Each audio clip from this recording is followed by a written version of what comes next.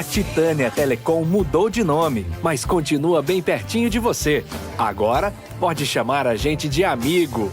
Acesse sejaamigo.com.br e conheça os planos. Amigo, viva conexões reais. Olá, amigos. Sejam muito bem-vindos a mais uma entrevista aqui no Repórter MT. Hoje nós vamos falar de introdução alimentar. Vamos esmiuçar um pouquinho a respeito desse período tão importante para os bebês, para os recém-nascidos, para os nenéns aí que já estão se desenvolvendo. Para nos ajudar nesse tema, nós temos dois convidados aqui, viu? Nós temos a doutora Ninela Watzel, que é pediatra e especialista em cuidado neonatal. Seja muito bem-vinda. Muito obrigada. E para nos ajudar também está aqui a Tatá. Daqui a pouquinho ela entra em ação para nos ajudar aqui a entender melhor esse universo, doutora Ninela, da introdução alimentar. Então, a primeira pergunta que eu já quero fazer é qual que é a idade inicial para que as mamães já comecem aí a introduzir alimentos para ajudar na nutrição dos bebês? Uma pergunta bem interessante, adorei, porque o senso comum, né, a idade-chave é 6 meses. Então, até 6 meses o aleitamento materno ou leite de fórmula, se for preciso. Talvez em alguns casos água também, mas a partir aproximadamente de 6 a introdução alimentar. Por que eu coloco aproximadamente? Porque cada bebê é você não pode colocar uma regra geral para todos. Tem bebezinho, por exemplo, que foi prematuro, nasceu de 7, 6 meses, 6 meses para ele pode não estar preparado. Então, 6 meses, o mais correto seria o bebê preparado para isso, que é ele demonstrar interesse e ele ter o desenvolvimento para isso. Então, um bebezinho pode ser um pouco antes, um pouco depois. Eu gosto de individualizar, não colocar 6 como fechado. Então, o bebê pode precisar de mais um tempinho para firmar melhor o tronco, sentar melhor. Ele tem que estar, enfim, sentando, ou praticamente quase sentando, sabe? Ele fica firminho, mas dá uma bambeadinha, mas mais fica sentado firminho do que não sustenta o tronco. Junto com isso vem a capacidade de digerir, de deglutir, os reflexos para deglutição necessários. Então, aproximadamente 6. E qual que é a forma correta de se iniciar essa alimentação, essa introdução alimentar, doutora Ninela? Tem vários, primeiro esclarecer para as mamães, que tem assim, vários protocolos. Às vezes não é o correto, o pediatra de uma mamãe indicou outro indicou outro, isso tá errado, tá certo, às vezes não tem um errado, a outra pediatra, outra mamãe estão seguindo outro protocolo. Mas a recomendação, assim, grande parte dos protocolos é iniciar da forma tradicional, já sendo bem objetiva e clara. Então, é para dar para o bebê aquilo que ele precisa comer. Então, um prato bem diversificado, com vários grupos de alimentos, um prato colorido, que ele vai ter tudo que ele precisa para o crescimento e desenvolvimento dele, e levar para ele, porque com 6 meses o bebê não tem esse discernimento de escolher o que ele tem que comer, de saber que ele precisa comer todos os grupos. E você deixar ao mesmo tempo ele interagir com o alimento, pegar algum pedacinho mais molinho ou pegar a colher, deixar ser um momento de interação, de desenvolvimento, de estímulo. Então, deixar ele interagir com a comida, respeitando os sinais assim, que ele está cheio, que ele quer comer mais. E junto da família, e com o papai e mamãe comendo com ele, que são assim, o maior exemplo, o maior incentivo para a criança nesse início também. E aí a gente já pode dar todos os grupos de comida já? Porque a gente tem percebido que antes as crianças começavam a comer, hoje em dia a gente percebe que algumas mães adotam processos diferentes. Mas já se amassava muito ali as frutinhas, se amassava as frutinhas, né, dava frutinhas amassadinhas, papinhas, sempre tudo muito pastoso, né? Até as sopinhas, evitava-se os legumes, né, em pedacinhos, e sim tudo amassadinho, processado. Isso é positivo? Esse tipo de alimento mais pastoso para o desenvolvimento da criança? A criança menor, então a partir de 6, ela tem a digestão para o alimento não inteiro ainda, né? É do processo que ela tá. Então, sim, a recomendação é essa, é da Sociedade Brasileira de Pediatria, apesar de ter o método, né, que é divergente, que é o BLW, que fala para dar pedaço maior. E isso que nós vamos falar sobre ele daqui a pouquinho. É você amassar, assim, aquele alimento separado de todos os grupos. Aí tem algumas restrições dependendo do grupo, tem umas particularidades, mas a princípio para criança saudável, são poucos detalhes, mas todos os grupos têm que estar em geral no prato e bem amassadinho, separado para sentir a textura, o sabor daquele alimento, mas de uma forma que evite o risco de engasgar, para não ter risco de prejudicar o bebê nesse início do processo. Então é amassadinho mesmo, e quanto mais crescendo, menos amassado fica com maior pedaço, mas esse início é importante, grupo separado bem amassadinho. Não é recomendado passar em peneira nem em liquidificador, mas amassadinho, mais úmido Por que é bom. não?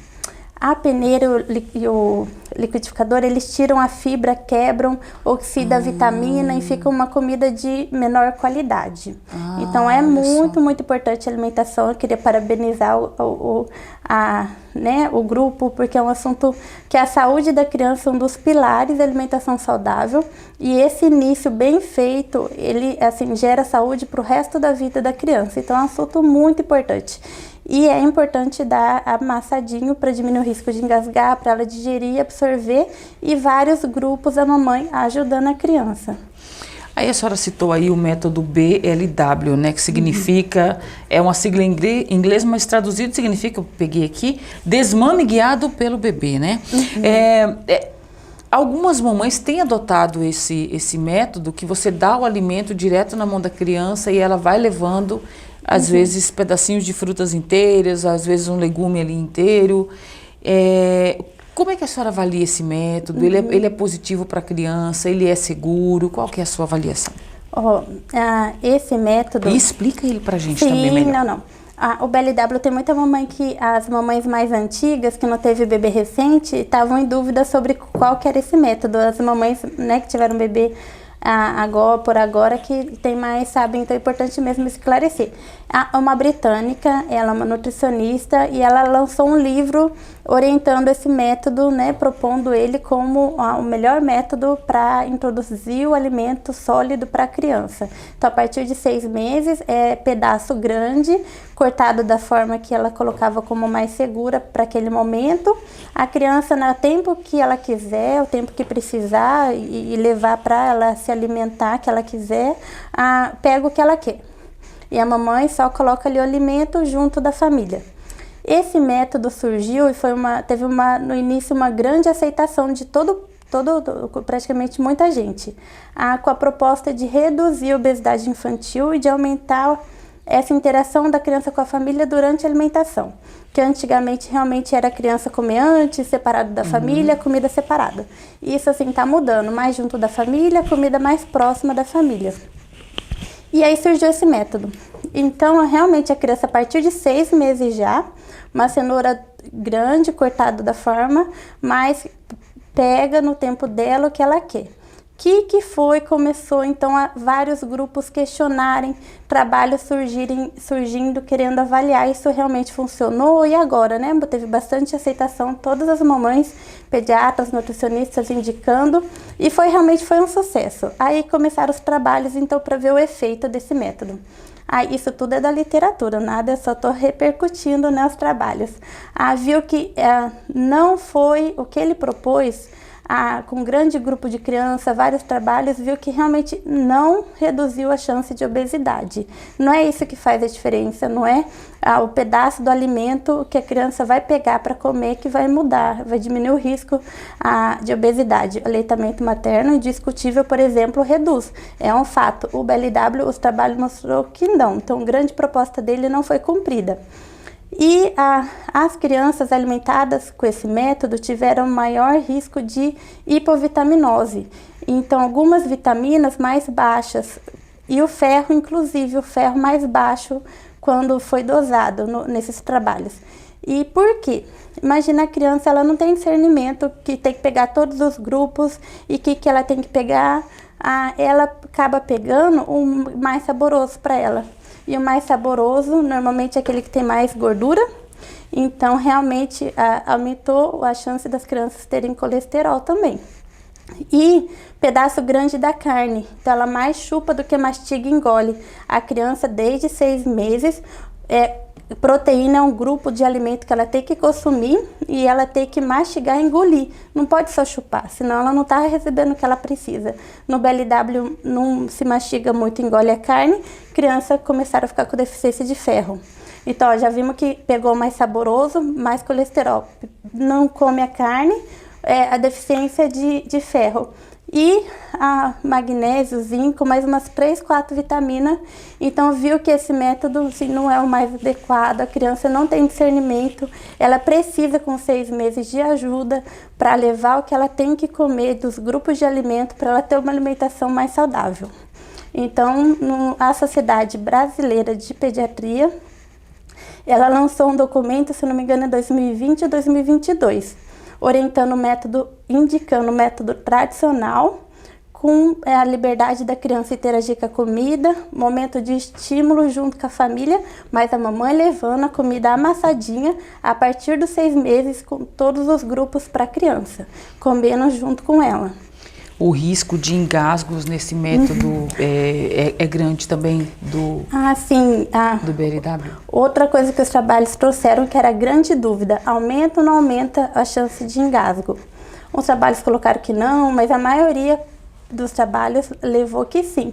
Porque apesar da mãe dar cortado de uma forma que diminui o risco e a criança tem um reflexo natural que ela própria se desengasga, você aumenta o risco, a exposição ao risco. Então, uma criança comeu uma uva cortada certinho, com 6 meses pode engasgar. Se você dá uma vez, 2, pode não. Se você dá 20 vezes todo dia aquela comida mais sólida, ela pode sim, apesar do reflexo. Então aumenta. E quando você for pensar, realmente eu estou dando um pedaço maior para a criança.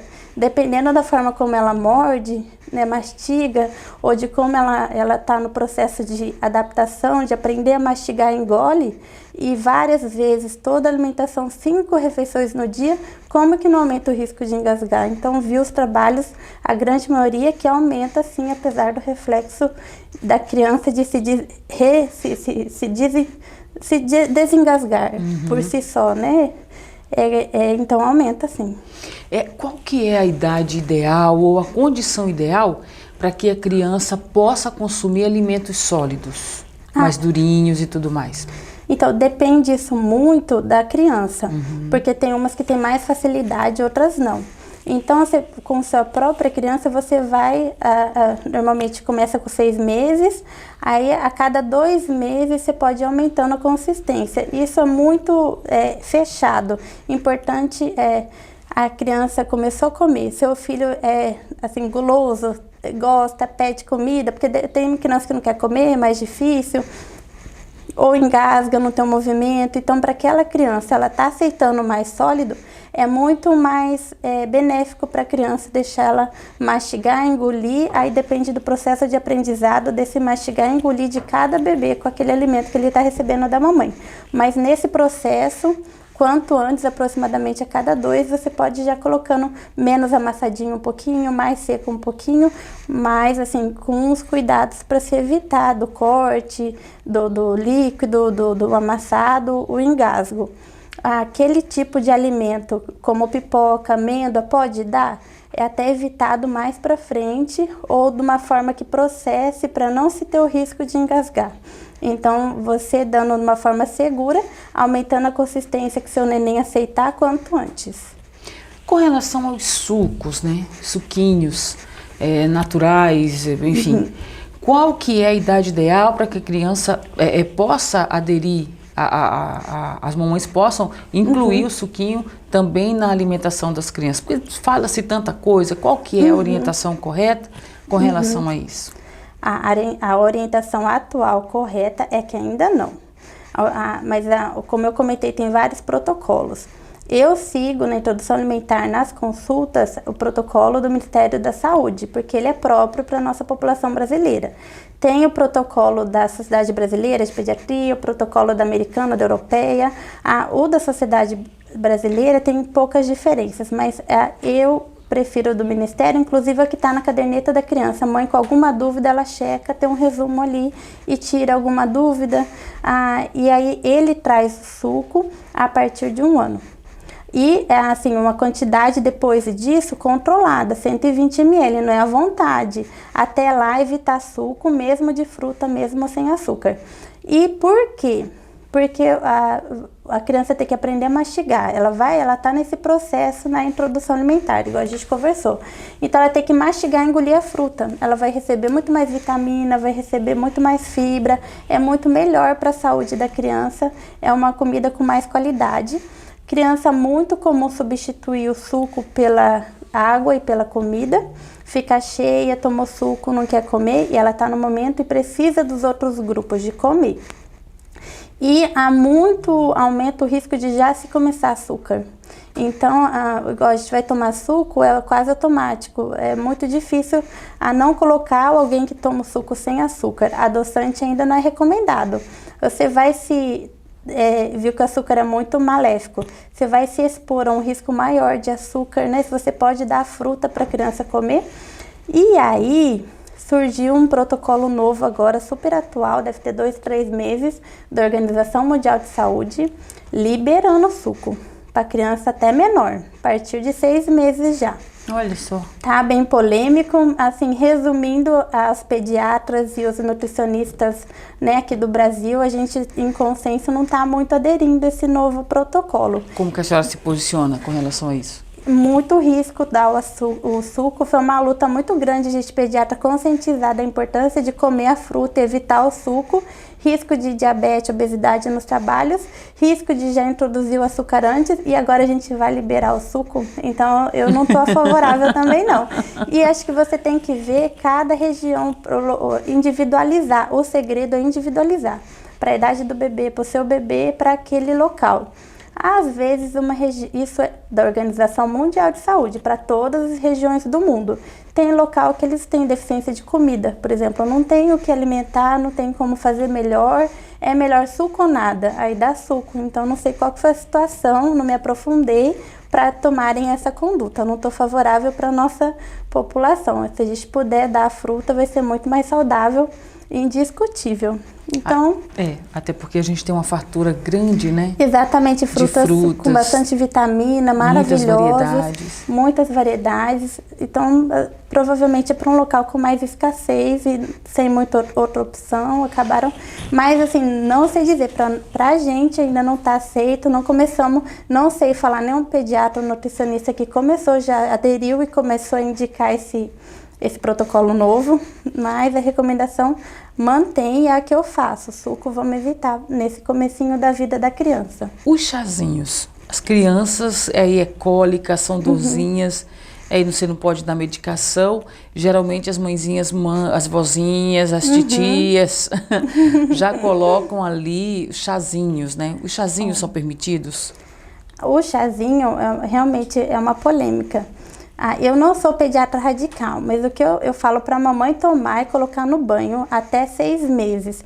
Porque todo alimento que você está diferente do leite da mãe antes disso, diminui a chance de se manter o leite da mamãe por mais tempo. E isso é um perigo, que o leite da mamãe é muito bom para a criança. Então o chá está dentro dele, não é que ele seja ruim. Para a criança, o quanto menor, mais indicado chás brancos. Então camomila, erva doce, sem cafeína, esses chazinhos mais cidreira, né? Só que a partir de 6 meses, para se evitar esse risco de desmamar do leite da mamãe os bebês. Aí a mamãe toma bastante, toma à vontade, coloca no banho sem açúcar, né? Só para aromatizar. E a partir de 6 pode ir sem açúcar, liberado. Pois agora eu acho que nós vamos precisar da ajuda aqui da nossa pequena. Sim. Porque nós vamos falar agora sobre a questão dos engasgos. Vou buscar a Tatá já, peguei. Essa é a Tatá, minha gente, olha linda. A Tatá tem o quê? 6 meses? A Tatá tá com 6 meses agora, vai começar, a mamãe veio na consulta. É muito importante essa primeira consulta demorada. No caso, eu mostro slides com foto, né? Ensino a ler rótulo para diferenciar bem dos industrializado e tá nesse momento. A mamãe dela tá indo fazer compra, vieram na consulta para começar a comer agora outras comidas fora o leite. Geralmente não se olha muito os rótulos. Eu olho, gente, independente de qualquer coisa, eu leio o rótulo de tudo. Mas geralmente as mamães vão sempre desesperadas ali no mercado e imagina se vão ler os rótulos, mas isso é importante, né, doutora? Eu converso nessa consulta, a hora X não é a que você tá dando, você vai no mercado para escolher que você leva para casa e não só para criança, para a família toda, para levar o saudável, para oferecer o saudável. Então, nesse momento é muito importante ir organizada, com tempo para você ler o rótulo. Antigamente era mais fácil, hoje tem processado, moderado processado e ultraprocessado e o minimamente processado. Isso, industrializados tem vários tipos, o pior e o menor, resumindo. A proibido, uma das coisas para criança, é o ultraprocessado. Então, se a mamãe lê no rótulo, estou em dúvida, vários componentes, sucramato, sulfato, não leva cancerígeno, inflamatório, não é comida para o bebê. Resumindo, é fruta, verdura e carninha, comida de bebê. É isso. Então, leia rótulo, que hoje as comidas estão enganando. Danoninho é saudável? Bisnaguinha é saudável? É comida de bebê? Não é.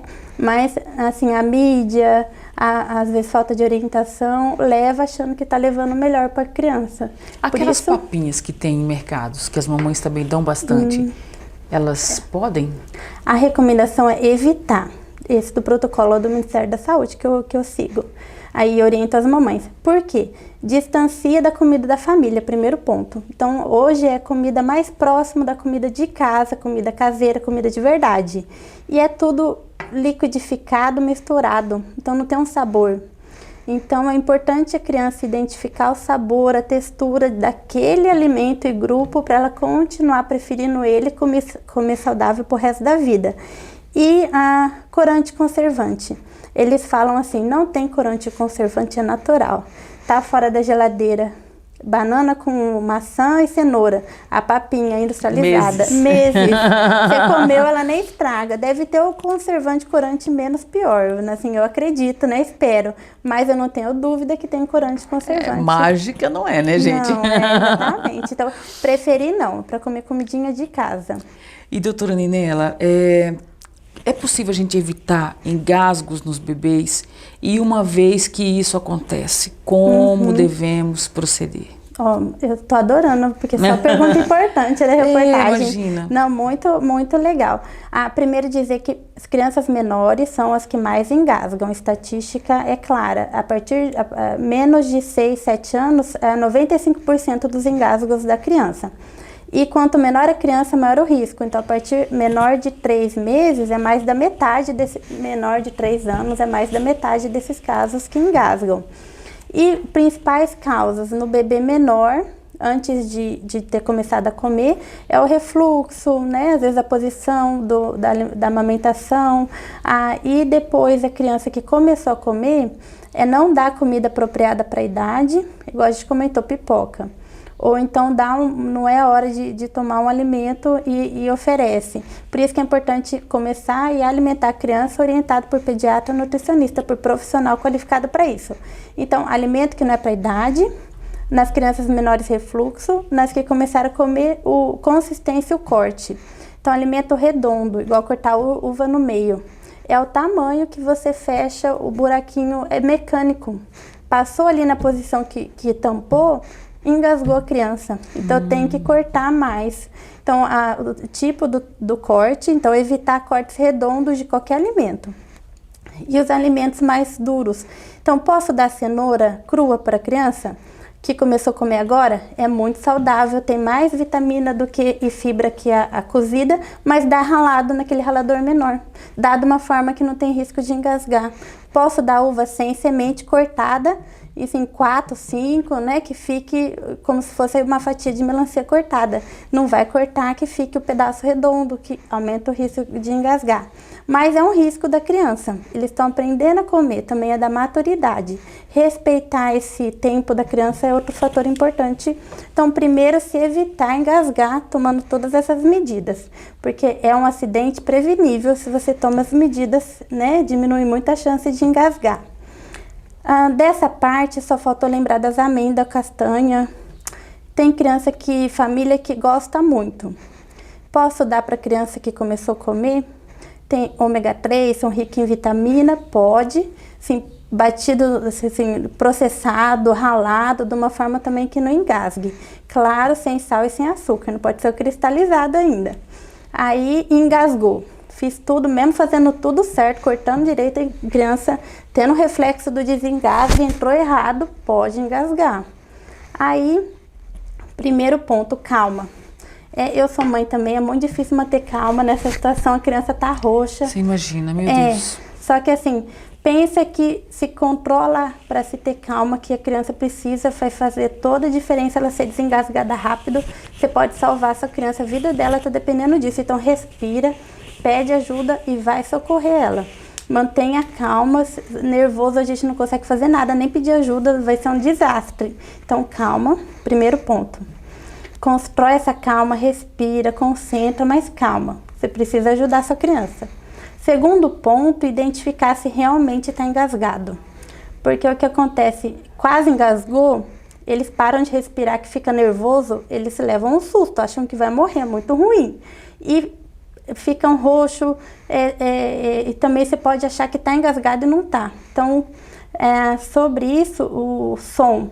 A criança está chorando, mesmo rouco, mas ela emitindo som, tossindo, chorando, gritando, ela não está engasgada. Importante. Engasgado não emite som. Então, às vezes ela está roxa, gritando, porque ela assustou, ela quase engasgou.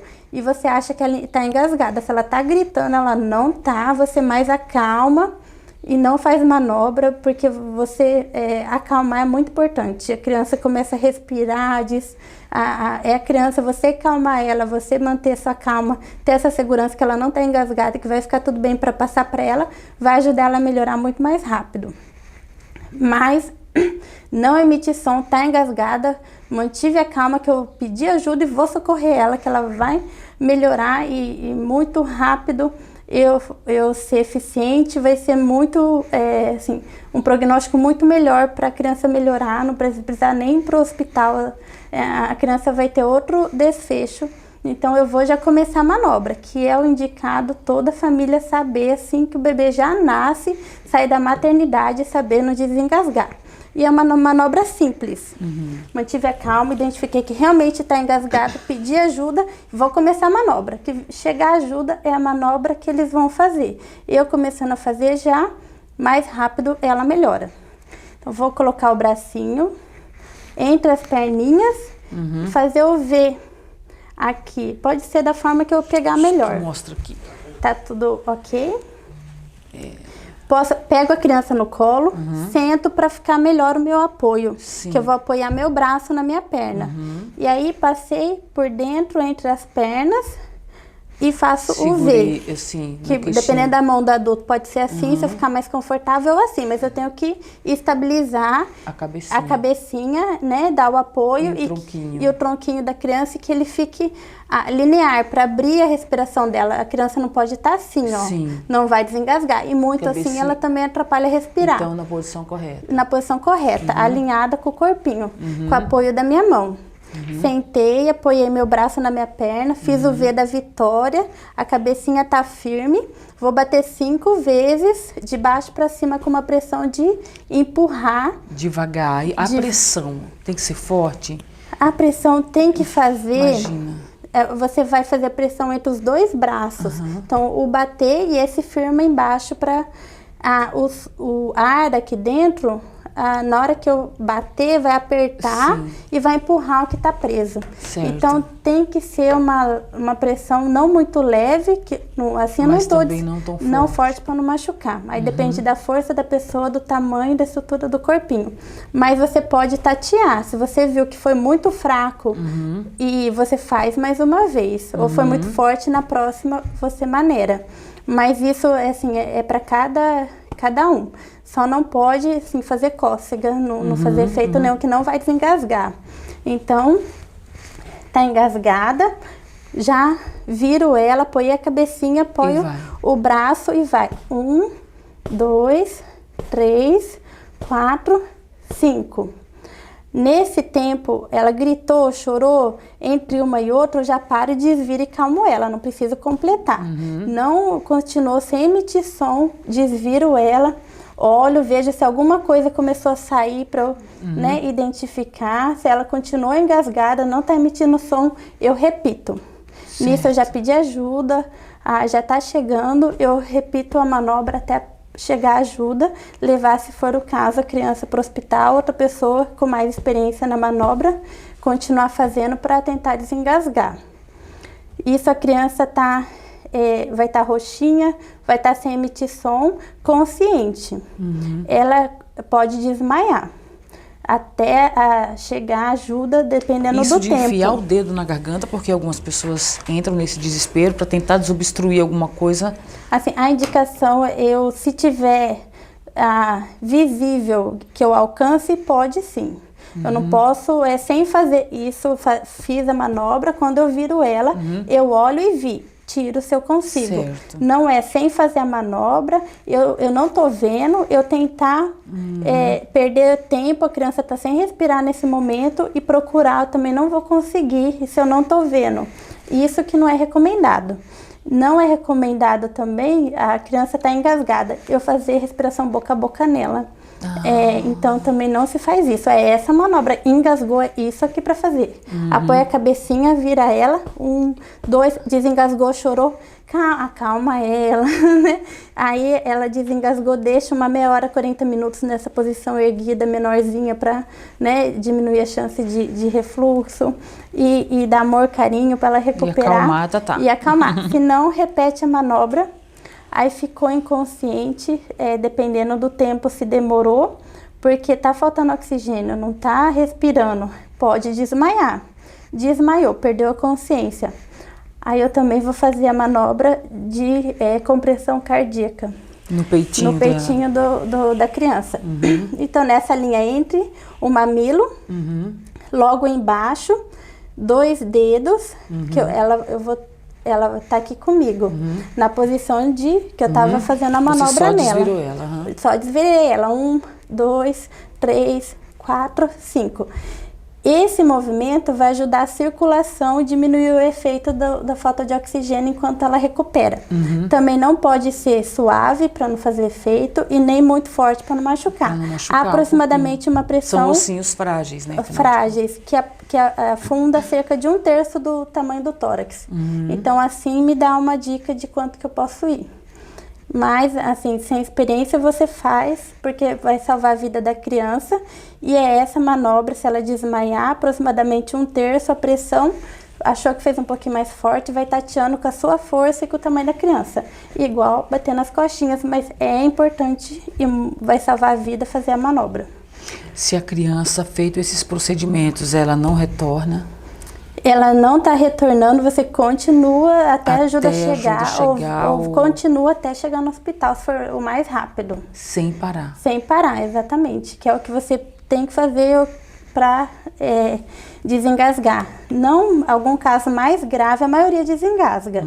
Um caso mais grave, de algum alimento que entrou mais profundo, lá eles podem fazer com o aparelho do hospital, visualização e retirada com pinça, outros procedimentos mais profundos, mais assim, de médico mesmo, mas a grande maioria dessa forma desengasga. Vocês entenderam, né, minha gente? Já estão craques aí. Uma questão também que sempre preocupa muito os pais é a criança engasgar enquanto dorme. Tem aquela questão do refluxo e tudo mais. Aí fica-se aquela preocupação. Qual que é a melhor posição para a gente acomodar a criança na hora de dormir? De ladinho. Algumas mamães adotam um travesseirinho um pouco mais alto e ela dorme um pouco mais em pezinha. Qual que é a forma correta para que a criança possa dormir tranquila sem riscos de engasgo? Também é excelente, que a maioria das crianças menorzinhas que engasga e menor ainda, né, os bebês menores com leite maior risco. E o refluxo é uma das grandes causas. Os protocolos trazem que a barriga para baixo se evitar. Isso aqui aumenta muito o risco da criança sufocar, ter morte súbita, o refluxo piora, tudo. Assim, em algumas situações durante o dia, você supervisionando, mas a regra é não dormir de barriga para baixo. ajuda muito, e a orientação é dormir para a barriga para cima. E outra orientação é menos é mais no berço. Então, tirar tudo aquilo que pode, travesseiro, bonequinho, coxa. Isso dela dormir um pouco mais altinha? Não, a recomendação, o protocolo retinho. atual é reto. Olha Tem só. um vídeo, né, eu posso mandar depois, a questão do refluxo, quando tá deitada inclinada, ele vai pro lugar errado. Olha Quando tá deitado só, retinho. a maioria das mamães usam esse método, que você coloca a criança e ela fica mais altinha. Olha só, gente. Fora o risco dele caindo, entortando e prejudicando, ainda os trabalhos trazem, tem vídeo explicando, e a recomendação protocolo atual é reto, diminui risco de refluxo, risco de morte súbita, E menos é bercinho mais livre. no berço, bercinho limpo, né, e barriguinha para cima. Algumas mamães, assim, não se tem contraindicação, a contraindicação é dormir de barriga para baixo. Mas de lado, a recomendação é para cima, mas assim, supervisionado também pode, de lado ou barriga para cima. Nunca ou muito menos com a barriga para baixo. Com a barriga para baixo durante o dia, a mamãe junto do lado supervisionando ele. E algum motivo para se usar esse barriga para baixo, só dorme assim, né? Senão você tem que acostumar ele de outras formas, que para o bebê menor é arriscado. Mais seguro, não é? Então, e deixar aquelas medidas, né, de antirrefluxo, que são importantes. Então, mamou, arrotar, mesmo arrotou já, mas deu 5 minutos só, não deu tempo ainda, deixa ele já arrotou um pouquinho assim inclinadinho para deitar ele. Então, tem que se tomar essas medidas, mas deitou, barriga para cima ou de lado e reto com menos coisa no berço. O refluxo ele é bem comum nos bebês, né? Ele pode ser evitado? Existe algum, sei lá, algum alimento que possa ser evitado? Alguma coisa que possa livrar a criança desse mal-estar? O refluxo, tem o refluxo fisiológico, que a gente fala que é o habitual do bebê, todo bebê tem. Ele tem o refluxo, continua engordando, mamando e a vida dele segue normalmente. Esse bebê são essas medidas, mais tempo para rotar, mais tempo para deitar, não apertar a barriga, não chacoalhar, deitar retinho. O leite materno é o melhor alimento nesses casos, né, dos bebês menores, para não se ter o refluxo. Tem alguns leites que são anti-refluxo, caso ele tome o leite que não é o da mamãe. Agora, aquele que é doença, um refluxo mais que o esperado para a idade, que não está o normal do bebê, pode acontecer, em alguns casos é doença, ele precisa tomar um remédio. Por isso que é importante toda consulta, uma vez por mês, nesse começo com o pediatra, para identificar e tratar, para ele não ter prejuízo, que ele tem mais risco de sufocar, engasgar com todo esse leite que ele está voltando. Muito bem, doutora Ninela, a gente já está quase que no final da nossa conversa. Tá, se a gente deixou de abordar alguma orientação que a senhora acha importante os pais saberem, as mãezinhas terem ciência, por favor, partilhe conosco isso. Mas já quero agradecer muito a participação da senhora, da Tatá também, Estamos nos muito ajudando a entender tudo convite. isso. Não, acho que a gente abordou bem o tema, assim, mais informações, assim, importantes eu não vejo, achei que foi muito bem colocado, adorei participar, foi bem, espero que bastante esclarecedora. Estou à disposição, né, caso as mamães tenham dúvida ou surja alguma outra questão para esclarecer e conversar, mas não tenho não, a gente conversou tudo importante, tenho muito a agradecer eu e Tatá o convite, a gente está muito agradecida pela oportunidade de passar orientação. Aqui para as famílias, que orientação é chave, né, da segurança, do melhor cuidado para todas as crianças. Eu não sei se você aí de casa vai concordar comigo, mas eu fiquei muito feliz com essa nova posição de introduzir a criança dentro da rotina familiar, inclusive também no que se refere à alimentação. Eu vejo isso como positivo para os pequenos, né? Isso é muito bom, a criança tem que comer a comida de casa junto com a família, que ter legal espaço, interação, os protocolos atuais recomendam até um pouquinho de sal, porque antigamente era proibido. Totalmente. Proibido separa a comida da criança da comida da família. E o sal, ele não é um vilão, o excesso do sal é um vilão. Aí o que que acontecia? Ia na casa da vovó, aí tinha um franguinho caipira, só porque tinha um pouquinho de sal era proibido comer, levava uma comida congelada, cumpria uma papinha dessa. E não é realmente muito melhor comer o franguinho caipira com um pouquinho de sal da vovó, ela feita na hora, muito mais saudável do que o congelado, que diminui fibra, diminui vitamina, mesmo congelado apropriado para criança, o melhor é ele comer a comidinha feita na hora. Então a maioria, e eu recomendo mínimo sal, mas que pode, para se aproximar a comida da família. E também mantém o hábito saudável por mais tempo. Comia tão bem verdura quando era criança, vocês já ouviram? Agora não come verdura, porque ele não comia verdura, ele não sabia que ele estava comendo, ele comia tudo batido, misturado, sem sal. Exatamente. Então, isso ajuda a criança a comer mais tempo, mais saudável. É isso, que bom, muito obrigada mais uma vez. Agradeço. Obrigada a vocês também, amigos, espero que as informações possam ajudar, principalmente as mãezinhas, os paizinhos, que estão aí, enfim, encarando essa jornada aí que é de cuidar de uma pessoinha bem pequenininha que requer o máximo de atenção. Dê atenção também ao nosso site e às nossas notícias, porque tem informações de qualidade chegando a toda hora para você ficar bem atualizado e muito bem informado. Quanto a nós, você já sabe, a qualquer momento a gente volta com um novo assunto e também um novo entrevistado. Se inscreve no nosso canal, aciona o sininho. Até qualquer hora.